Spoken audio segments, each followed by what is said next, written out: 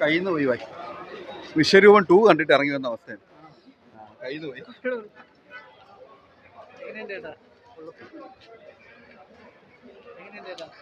Super super. കഥയൊന്നുമില്ല പടത്തിന്, ഒരു ഇതുമില്ല, കൊള്ളത്തില്ല. മേക്കിംഗ് കുഴപ്പമില്ല, പടം സ്റ്റോറിയേ ഇല്ല, കൊള്ളത്തില്ല, തീരെ കൊള്ളത്തില്ല. ഒരു ഇതില്ല, ഒരു ലോജിക്കില്ലാത്തൊരു പടം. ഫസ്റ്റ് ഹാഫ് ഓക്കെ,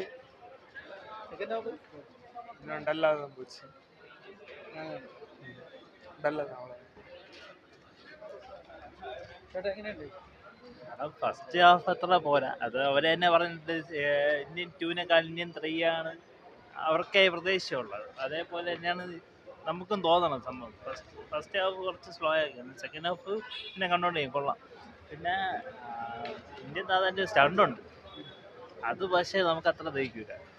അത്ര വയസ്സുള്ള ഒരാൾ ഓക്കെ, വർമ്മകലൊക്കെ ഓക്കെ, സിക്സ് പാക്ക് ബോഡിയിൽ വേണത് നമുക്ക് കാണുമ്പോൾ ദഹിക്കത്തില്ല. വൺ ടൈം വാച്ച് അവിടെ ശങ്കർ തിങ്സ് എന്നുള്ള സംഭവങ്ങളുണ്ട്, അതൊക്കെ ആ പടത്തിലുണ്ട്. ശങ്കറിൻ്റെ ആ ഒരു സംഭവം, പിന്നെ സിദ്ധാർത്ഥിൻ്റെ ക്യാരക്ടർ കൊള്ളാം.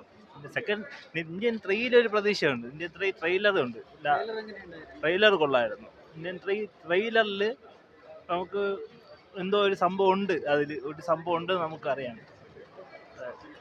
ഓക്കെ, പടം കുഴപ്പമില്ല, നന്നായിട്ട്, അത്യാവശ്യം കുഴപ്പമില്ലാത്ത സിനിമ. കമലഹാസന്റെ ഒരു വ്യത്യസ്തമായ സിനിമ.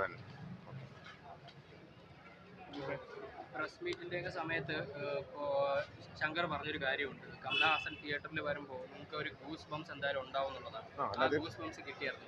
അദ്ദേഹത്തിന്റെ സിനിമകൾക്ക് പൊതുവേ ഉള്ള ഒരു പഞ്ചുണ്ട്, നന്നായിട്ട് ഡയലോഗ്സിലാണെങ്കിലും പെർഫോമൻസിലാണെങ്കിലും ഒക്കെ വളരെ വ്യത്യസ്തമായ സിനിമ തന്നെയാണ്. പല ആൾക്കാരും കണ്ടവർ പറഞ്ഞേക്കുന്നുണ്ട് സ്ക്രിപ്റ്റ് അത്രയും സ്ട്രോങ് അല്ല എന്നുള്ളത്. ശരിക്കും അങ്ങനെ ഫീൽ അല്ല, സ്ക്രിപ്റ്റിനല്ല അതിനകത്തിൽ പ്രാധാന്യം, അദ്ദേഹത്തിന്റെ പെർഫോമൻസിനും പിന്നെ അതിന്റെ മേക്കിങ്ങിനും ഒക്കെയാണ്. സ്ക്രിപ്റ്റ് ഡയലോഗ് ഒക്കെ സെക്കൻഡറി ആയിട്ട് വരുന്നുള്ളൂ. ഇപ്പോൾ അതിനകത്ത് പോർട്രേറ്റ് ചെയ്തേക്കുന്ന ഒരു ക്യാരക്ടർ അറൗണ്ട് 118 ആണ് അതിൻ്റെ ഏജ് പറഞ്ഞത്, 118 വയസ്സുള്ള ഒരാളായിട്ടാണ് കാണിക്കുന്നത്. അപ്പോൾ അത് നമുക്ക് എന്താ കാണുന്ന പ്രേക്ഷകനോട് നീതി പുലർത്തിയോ? അല്ല, അത് ആ രീതിയിൽ നീതി പുലർത്തിയെന്ന് എനിക്ക് തോന്നുന്നില്ല. കാരണം അത്തരം കാര്യങ്ങളിലൊക്കെ കുറെ എന്താ പറയുന്നത്, കുറച്ച് ഈ ഓവർ ക്രിയേഷൻ ഉള്ള പോലെ തോന്നി. ലോജിക്ക് മിസ്സാവുന്നതായിട്ട് പലപ്പോഴും തോന്നും. പക്ഷെ കമൽഹാസൻ എന്നുള്ള ആക്ടറുടെ പെർഫോമൻസും പ്രസൻസുമാണ് ഈ സിനിമയുടെ ഒരു.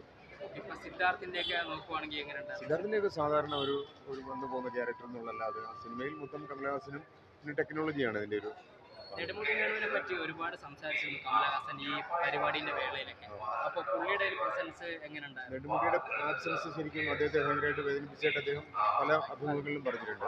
അത് നമുക്കും അത് ഫീൽ ചെയ്യും, കാരണം കുറച്ച് ഭാഗങ്ങളല്ലേ ഉള്ളൂ, ബാക്കി നെടുമുടിയുടെ ഒരു വലിയ പ്രസൻസ് സിനിമയിൽ ഉണ്ടാവേണ്ടതായിരുന്നു. ശരിക്കും പറഞ്ഞാൽ അതുപോലെയുള്ള ഒരു വലിയ ആക്ടറെ മലയാള സിനിമ ഇപ്പോൾ ശരിക്കും മിസ് ചെയ്യുന്നു. ഉറപ്പായിട്ടും നെടുമുടിയെ പോലുള്ള ഒരാളെ മലയാള സിനിമ എല്ലാ കാലത്തും മിസ് ചെയ്യുന്ന ഒരാളാണ്. പുള്ളി ഒരുപക്ഷെ ജീവിച്ചിരുന്ന പോലെ പറഞ്ഞു കിട്ടുന്നപ്പോൾ അത്രയും മാത്രം ഒരു അംഗീകാരം കിട്ടിയിട്ടില്ല എന്ന് എപ്പോഴെങ്കിലും ചേട്ടൻ തോന്നി? ഒരിക്കലും ഇല്ല. നെടുമുടിക്ക് ആവറേജ്